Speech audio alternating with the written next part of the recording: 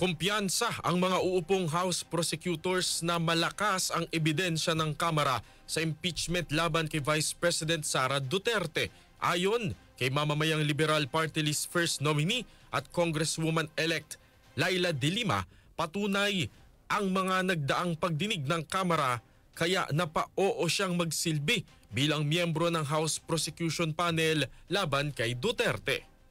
Hindi sana ako umoo, hindi sana ako pumayag na maging part of the prosecution panel kung ang sa tingin ko ay hindi malakas ang kaso.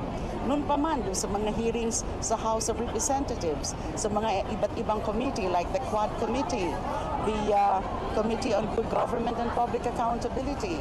Just like you, I've been monitoring also those hearings at nakita ko na malakas at may basehan yung impeachment, yung mga articles of impeachment as forwarded or transmitted to the Senate. Suportado naman ni Akbayan Party List First Nominee at Congressman-elect Attorney Chel Jokno ang impeachment para lumabas na sa wakas ang katotohanan. Pinuna rin ni Jokno ang pahayag ni VP Sara na gusto niya ng bloodbath sa kanyang impeachment trial. Hindi ko alam kung saan nanggagaling yun dahil ang impeachment trial ay isang civilized legal process. At ang mangyayari doon ay malalaman ng buong bansa ang katotohanan. At ang nais, kaya nga kami ay sumusuporta sa impeachment ay dahil gusto namin ng unang-una malaman ng katotohanan. Pangalawa ay magkaroon ng panagutan. At pangatlo ay siyempre hustisya para sa bayan.